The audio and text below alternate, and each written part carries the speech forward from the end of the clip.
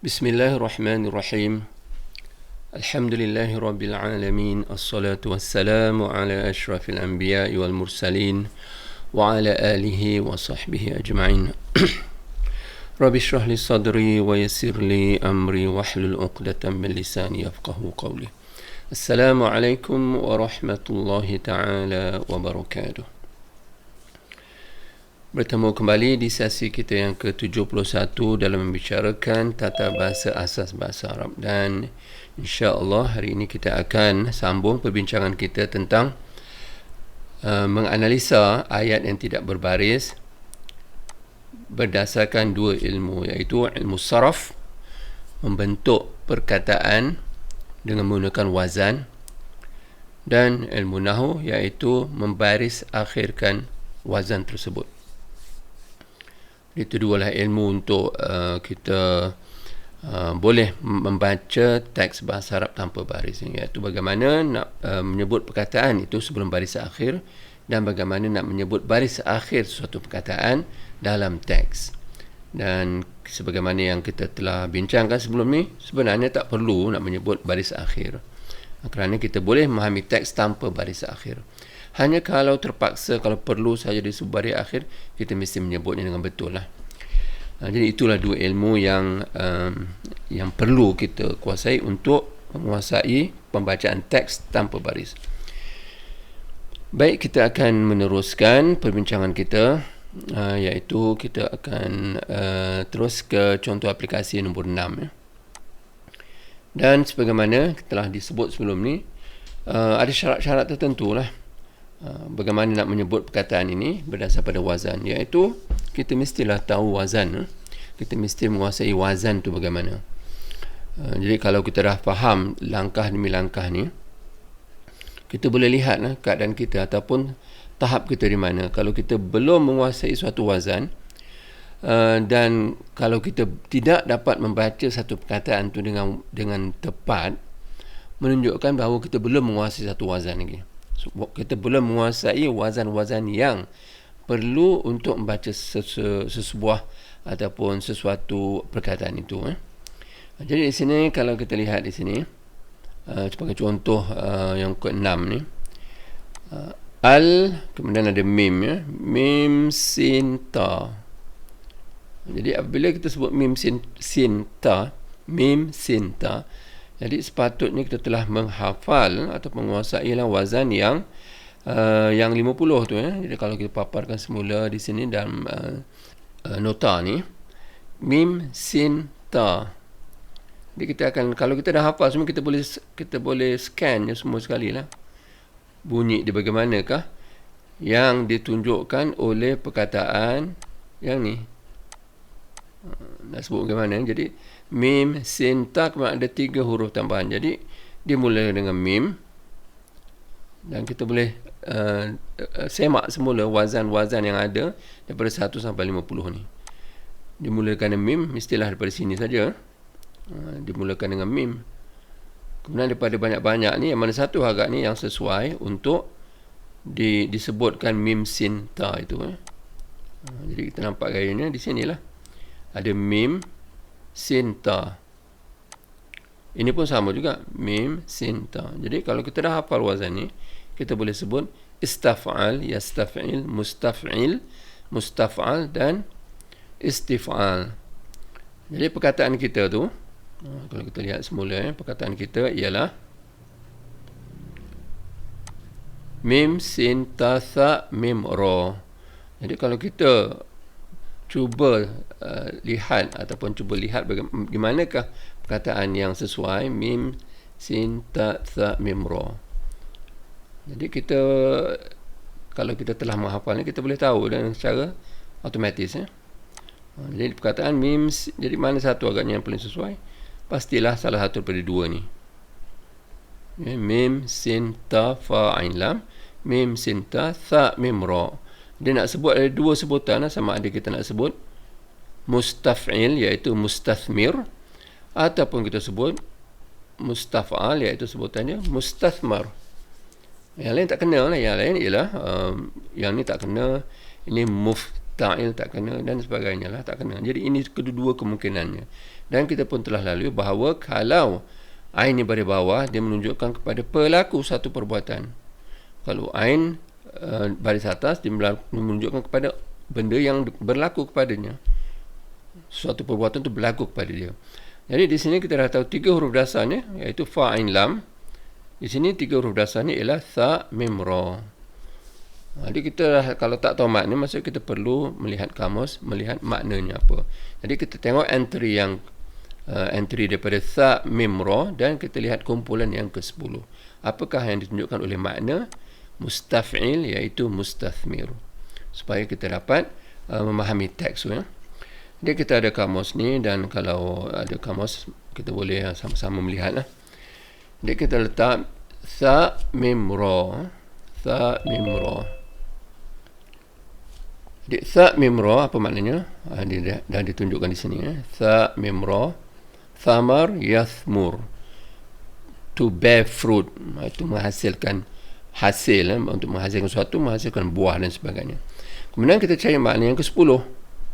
To profit, to benefit, to exploit dan sebagainya, to invest. Ini yang paling sesuai lah. Ataupun kemungkinan lain juga boleh kita lihat. Tapi yang ke-10 ni ada makna-makna yang kita boleh lihat apakah makna yang paling sesuai di dalam ayat kita. Jadi kita dah nampak ya. Yang ke-10 ni iaitu istaf'al, istathmar. Di antara makna itu to profit, benefit, to invest dan sebagainya. Baik, kita tengok kita punya teks kita. Bila kita tengok teks kita, kita dah nampak lah. Kalau mustathmir, maksud orang yang invest ataupun orang yang dapat profit. Kalau mustathmar, maksudnya benda yang diinvestkan, sama ada harta dan sebagainya. Jadi kita dapat agak lah. Kerana kita ke arah membaca teks ni dalam pembelajaran kendiri. Jadi kita perlu mempunyai asas-asas ilmu saraf dan makna-makna wazan tu, supaya kita boleh meneka dulu apakah makna satu perkataan tu. Kemudian barulah kita, kalau kita dah faham betul-betul, barulah kita boleh memberi terjemahan kepada suatu ayat tu. Jadi dah nampak dah makna yang pertama ni, al-mustathmir, iaitu orang yang kemungkinan benda yang diinvestkan, ataupun orang yang membuat investment tu, orang yang berlabur lah. Okey, dah ada idea lebih kurang. Kemudian kita tengok ayat perkataan seterusnya, kita lihat perkataan seterusnya, ya rabaha. Jadi kalau kita dah hafal ni, kemungkinan kita tahu, kita terus mengetahui bahawa kemungkinan dia sama ada, kalau kita tulis balik,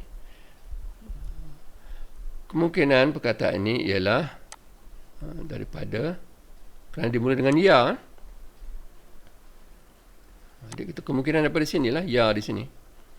Sama ada yaf'al, kalau yaf'al sebutnya yarbah, kalau yufa'il sebutnya yufa'il, yurabbih.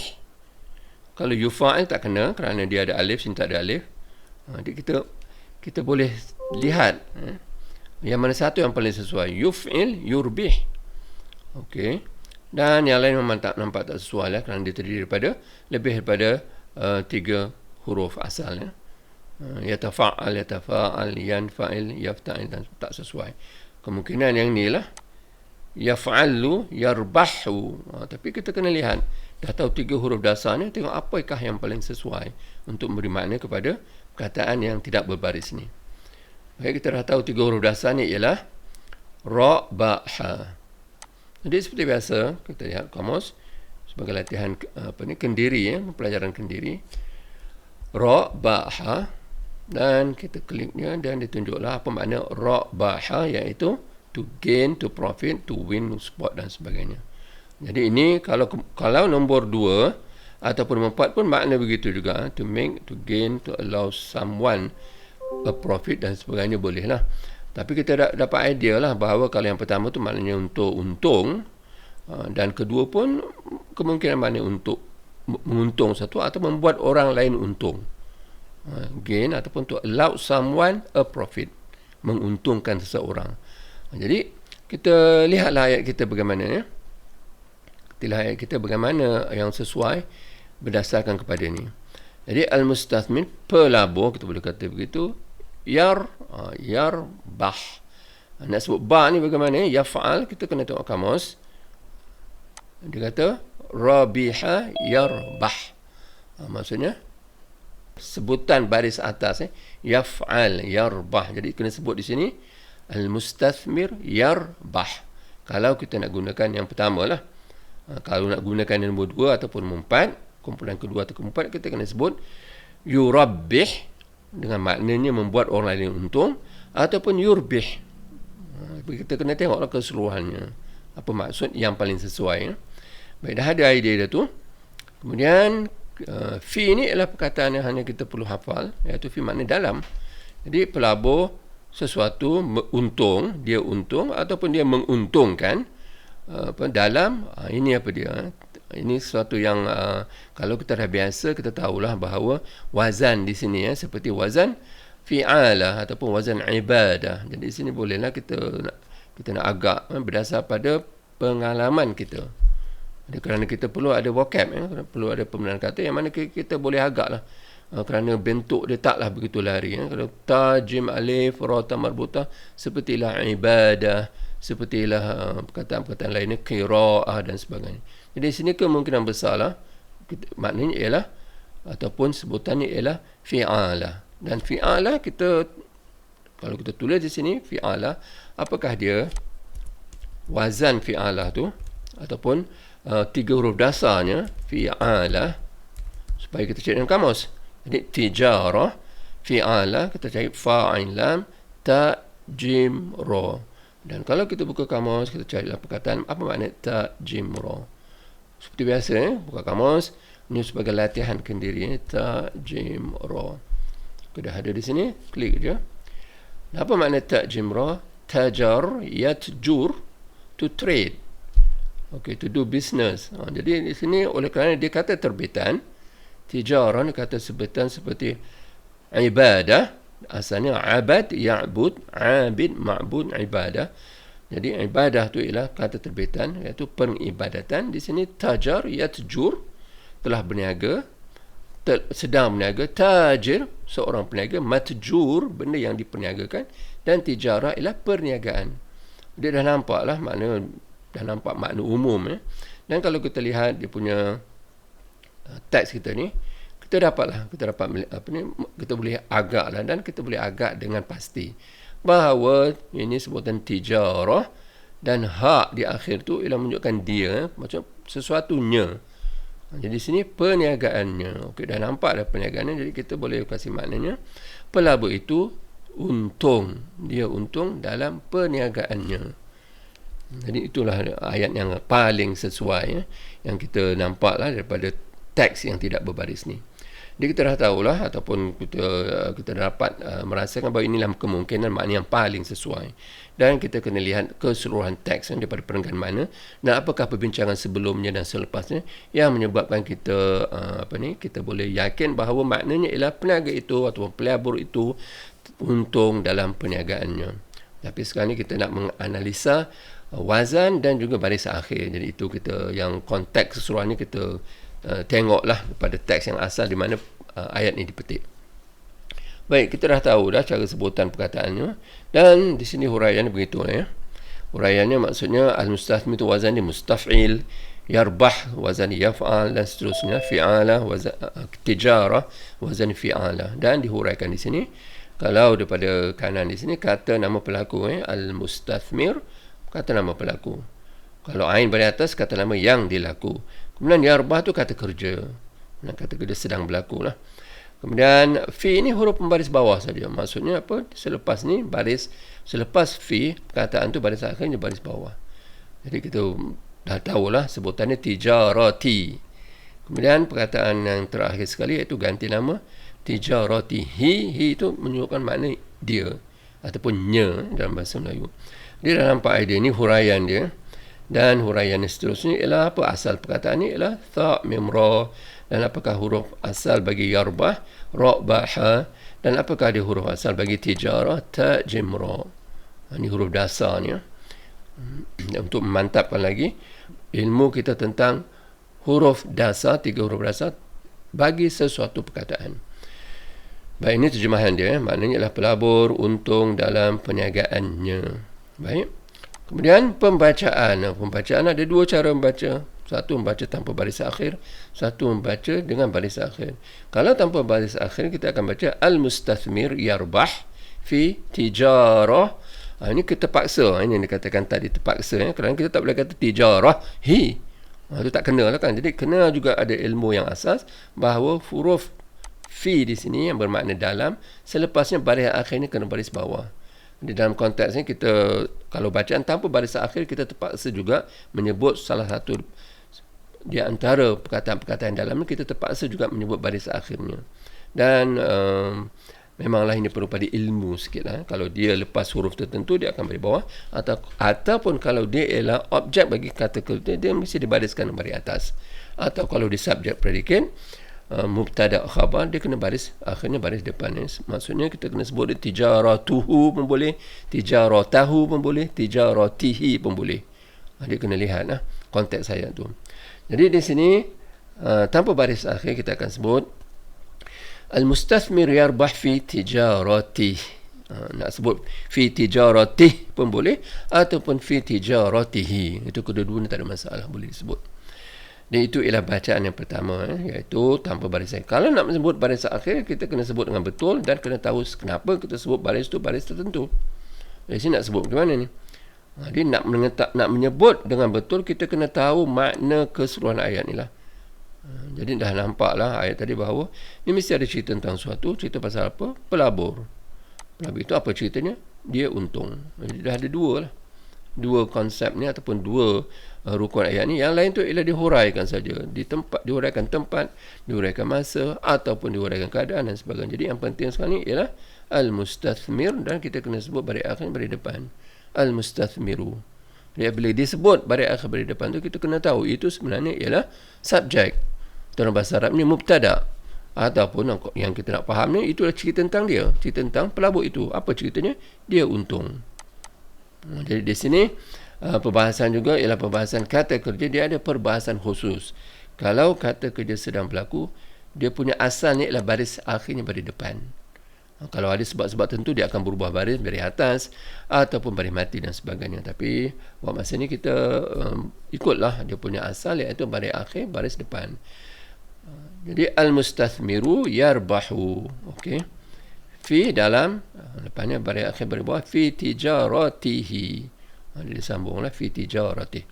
Jadi dalam ayat yang dalam ayat begini, kita dah tahu dari sini nak menganalisa fungsi perkataan dalam ayat itu. Kita tahu cerita tentang al-mustathmir, iaitu mubtada, dan khabarnya yarbah. Yang lain apa dia? Dia menghuraikan tempat.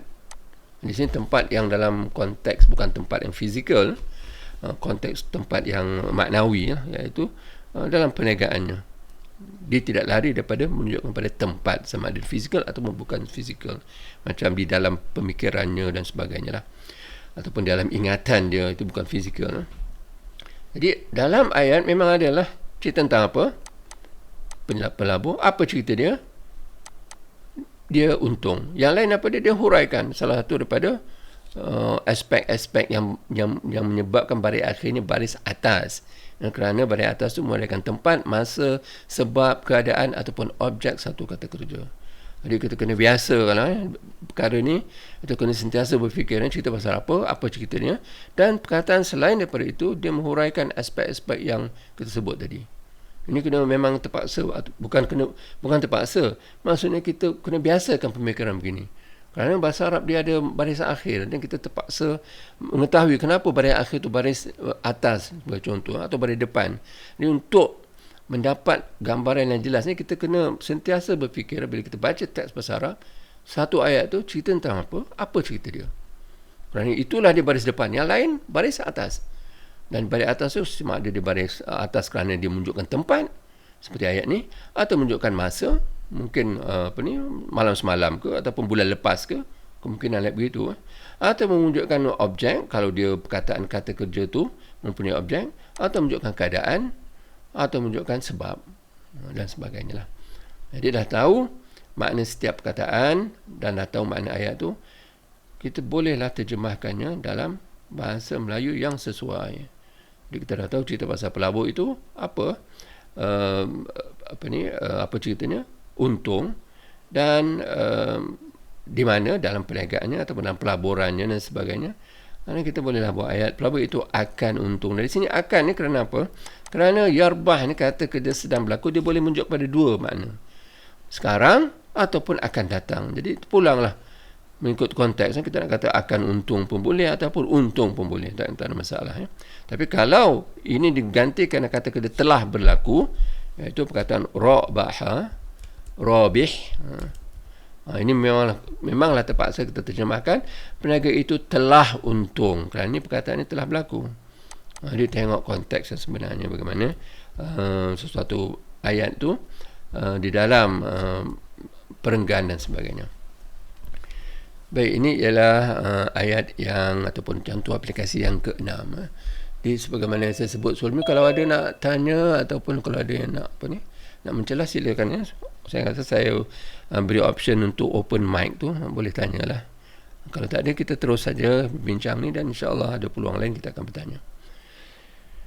Baik, kita dah, kalau tak ada masalah ni, kita lihat semula ataupun kita terus melihat contoh-contoh yang seterusnya, iaitu sekarang ni contoh aplikasi ke-7. Baik, jadi ini caranya memang sama je. Kalau dah tahu, pertamanya kena tahu makna setiap perkataan. Kalau dah tahu makna setiap perkataan, tak perlu buka kamus. Maksudnya kita tak ada masalah lah. Kita dah tahu makna setiap perkataan. Kita hanya perlu untuk menyebutnya dengan betul dan ditambah menyebut baris akhir suatu perkataan tu, bagaimana nak sebut dia. Jadi sekarang ni, kalau kita dah tahu maknanya, depan, amam maknanya depan, al-bait maknanya rumah, syajarah, dia tak ada alif lam. Bila tak ada alif lam, kita perlu terjemahkannya dengan meletak penyeluruh bilangan 1. Di syajarah maknanya pokok. Jadi kita kena letaklah bahasa Melayu sebatang pokok. Okey. Kabirah maknanya besar. Jadi perkataan ini perkataan biasa bagi kita. Jadi kita boleh terus menganalisa makna ayat ni bagaimana ya. Depan rumah sebatang pokok besar. Sebatang pokok yang besar. Kerana ini sifat ya. Pembesar adalah sifat. Dia dah nampak dah dia punya makna ayat tu. Hanya kalau nak mendetail, kita lihatlah wazan dan sebagainya. Jadi di sini amam, perkataan ni ialah perkataan yang kita perlu hafal je, maknanya depan, di hadapan dan sebagainya. Al-bait, rumah. Kalau nak tambah lagi perbahasan, kita perlu tahu bagaimana nak menyebut kata jamaknya. Kalau rumah, plural dia. Nak sebut macam mana Melayu, rumah-rumah. Kalau English, houses. Kalau bahasa Arab, macam mana nak sebutnya? Jadi kalau nak sebut juga, kita perlu buka kamus dan melihatlah untuk menambahkan perbendaharaan kata. Jadi kalau kita buka kamus sebagai contoh, kita buka kamus, kita lihatlah apakah dia makna ataupun kata jamak bagi perkataan bait. Bait. Dan kita scroll lah di sini kerana pada apa yang awal ni dia ada makna kata kerja. Bata, to pass or spend the night. Jadi bait ada kaitan dengan malam. Malam orang tidur kan, rehat dan sebagainya. Baik, ini bait. Ada nampak ni, bait plural dia buyut ataupun buyutat. Jadi ini untuk sebagai langkah untuk meningkatkan perbendaharaan kata. Itu kita gunakan kamus supaya kita boleh tengok perkataan-perkataan lain yang berkaitan dengannya. Jadi bait ialah rumah dan pluralnya ataupun kata jamaknya ialah buyut ataupun buyutat. Dia biasa digunakan buyut, itu kebiasaan lah. Dan ada makna-makna lain dia. Bait juga digunakan untuk makna verse, macam syair katakan. Plural dia abiat. Jadi itu ada makna bait juga, iaitu rangkap pantun dan sebagainya. Dia punya kata jamak ni abiat. Baik, itu ialah satu penambahan. Kalau kita nak meningkatkan lagi perbendaharaan kata, kita lihatlah satu perkataan tu bagaimana plural dia ataupun kata jamaknya. Jadi di sini bait atau maknanya rumah, dan syajarah maknanya sebatang pokok, dan kabir maknanya besar. Jadi depan rumah sebatang pokok besar. Jadi itu ialah makna tiap-tiap perkataan. Dan kalau kita nak baca tanpa baris akhir, kita akan baca amam al-bait syajarah kabirah. Dan itu tak ada masalah, kita boleh baca. Tapi nak mengenal pasti makna sebenarnya bagaimana. Jadi dalam ayat begini, Mesti cerita tentang sesuatu. Amam al-bait syajarah kabir. Cerita pasal apa katnya? Pasal apa kita tanya tu? Kerana kita nak baris akhir baris depan. Jadi agak-agak cerita pasal apa? Cerita pasal rumah ke? Rumah itu besar, rumah itu cantik. Rasa-rasanya dia kan cerita pasal depan. Depan ialah seorang macam tu ke tidak? Jadi bahasa Arab ni ayat dia susunan perkataan itu kadang-kadang dia longgar, menyebabkan dia boleh dikeakhirkan, dia boleh kedepankan dan sebagainya. Tidak seperti susunan ayat dalam bahasa Melayu ataupun bahasa Inggeris. Kerana dia ada satu faktor, iaitu ada baris akhir yang menunjukkan ayat ni mencerita tentang apa. Kerana bila kita tahu cerita dia, cerita tentang suatu, baris akhir dia kena baris depan. Di sini agaknya lebih sesuai cerita pasal sebatang pokok. Apa cerita sebatang pokok ni? Di depan rumah. Itu sebenarnya. Okey. Jadi apabila kita nak baca teks dengan baris akhir, kita kena tahu itu tadi. Itu cerita pasal apa? Sebatang pokok. Jadi baris akhir ni ke baris depan. Syajaratun. Okey. Kemudian ini sifat. Kerana perkataan nombor 2. Perkataan nombor 2, bagi perkataan pertama, kalau dia sifat, dia kena ikut semua aspek. Ini syajarah ni tak ada alif lam. Dia pun tak ada alif lam kabirah. Dan syajarah ni ada ta merbutah di akhir, menunjukkan dia kategori perempuan. Dia kena sebut kabirah juga. Dia tak boleh kata kabir. Jadi sifat dia akan mengikut sebelumnya. Dan sebelumnya iaitu syajarah ni akan baris depan, dia pun kena baris depan. Kabiratun. Ini syajaratun. Dia pun kena sebut kabiratun. Kerana perkataan yang berfungsi sebagai sifat, dia ikut perkataan yang disifatkan, iaitu perkataan sebelum, dari semua aspek. Dari segi alif lam, dari segi jantina, dari segi baris akhir. Jadi dia ikut saja. Bersalahan dengan perkataan yang kedua yang bukan sifat. Sebagai contohnya, depan rumah. Rumah bukan sifat bagi depan. Jadi apabila dia bukan sifat, baris akhirnya wajib baris bawah. Itu yang disebut tu al-baiti. Jadi setelah mengaplikasikan semua kaedah-kaedah ni, barulah kita boleh baca satu ayat dengan bacaan baris akhir yang betul. Jadi di sini kalau nak baca dengan baris akhir yang betul, kita akan sebut amama. Ini baris akhir baris atas. Kenapa? Kerana dia menunjukkan makna perkataan itu, menunjukkan pada tempat.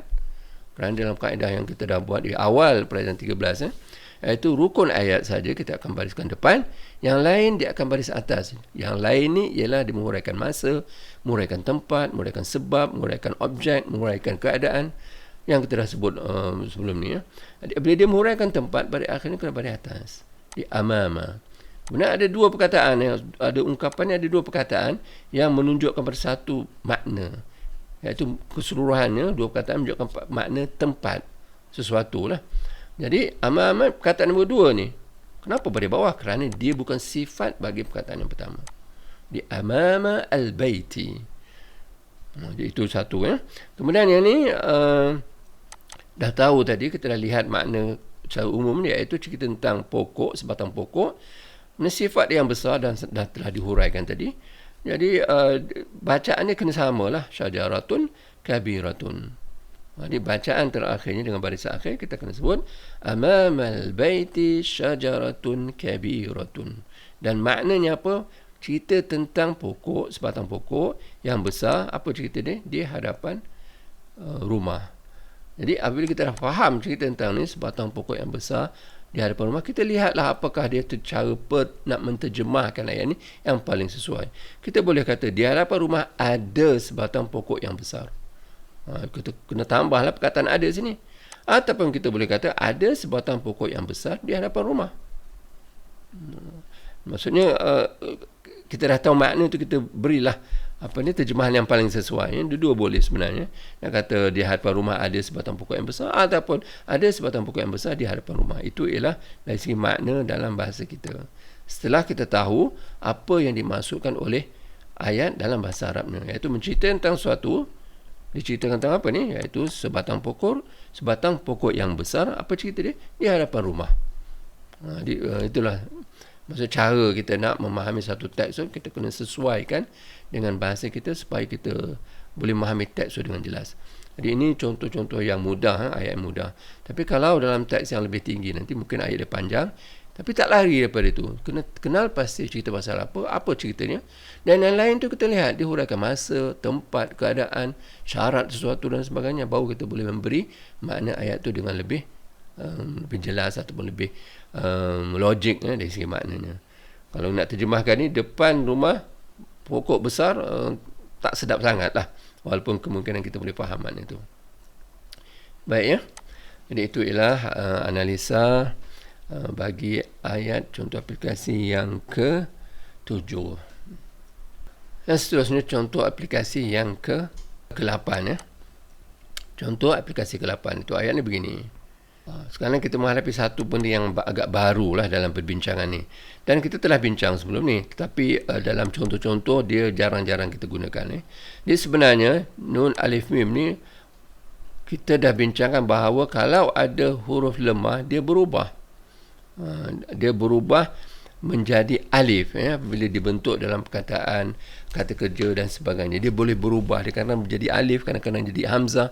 Jadi kalau kita dah ada pengalaman ni, seperti contoh kalau kita kata ni kita buat contoh lain yang biasa, iaitu kalau perkataan tu qaf waw lam, dia akan jadi qala. Sepatutnya ataupun ikut wazan asalnya ialah qawal. Qawal wazan dia fa'al. Itu wazan dia fa'al. Fa'al ialah kata kerja telah berlaku. Tapi kalau oleh kerana dia ada waw di sini, dia berubah dari segi pembentukan kata kerja nanti. Jadi dia berubah menjadi nam. Di sini nun, jadi kita tahulah dia punya perkataan alif ni asalnya ialah bukannya alif. Seperti contoh ni Jadi kemungkinan dia di antara salah satu pada dua huruf lemah tu sama ada waw ataupun ya. Jadi kita nak tengok kamus, kita boleh tengok salah satu Maksud kita check lah dua-dua tu. Kalau kita nak kena pasti dengan dengan mantap apakah maksudnya nun alif mim. Jadi kita tulis di sini seperti mana dalam kamus kita tulis nun waw mim dulu Okey, kita klik sini dan dia akan tunjuk bahawa nun waw mim tu dalam kurungan ni iaitu asal tiga huruf tu. Dan hanya disebut nama. Apa makna nama? To sleep. Jelas to go to bed dan sebagainya. Okey, dah tahulah. Kerana asalnya nun waw mim tapi dia tulis nama. Dia dah nampak dah. Ayat perkataan ni nama iaitu telah tidur. Okey. Selesailah satu isu. Dan at-tifl ni perkataan yang tak ada wazan, tak perlu bincang wazan ni, hanya satu perbedaan kata kita tambah ada. Tifl maknanya kanak-kanak. Jadi ta fa lam. Jadi kalau nak cari dalam kamus, nak meningkatkan perbedaan kata, kita hanya perlu cari kata jamak dia. Ta, fa, lam. Okey, ta, fa, lam. Mana dia? Okey, tifl. Tifl, kata jamak ni ialah atfal. Maknanya apa? Infant, baby, child dan sebagainya. Kalau tiflah tu, girl untuk perempuan. Jadi kita tingkatlah perbedaan kata. Tifl, kanak-kanak, dan atfal ialah plural dia. Okey, dah tahulah. Kan atau maknanya nama telah tidur, at-tifl. Kemudian masruran. Di sini kita pun telah berbincang, iaitu kalau baris akhir satu perkataan yang tidak ada alif lam, dia di baris atas dia kena tambah alif di akhirnya. Jadi asalnya ialah masrur. Jadi masrur sekarang kita tahulah masrur segi sebutannya. Tapi sebelum kita tahu nak sebutan tu, kita kena check lah macam mana sebutan dia. Berdasar pada carta kita ni macam mana nak sebut ni? Manakah dia wazan yang ada begini bentuknya? Kena check satu persatu. Kita nampak ni maf'ul. Kalau kita hafal, itu yang penting kita hafal. Kita nampak dia wazannya maf'ul. Maf'ul ialah masrur. Jadi apakah tiga huruf asalnya? Sin, ra'. Dah tahu tiga huruf dasar, kita buka kamus tengok apakah makna sin, ra'. Sin, ra'. Okey, dah ada sini. Sin, ra' maknanya apa?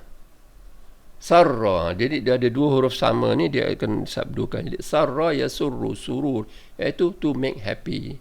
Jadi masrur maf'ul yang kena buat, yang di-happykan, yang digembirakan.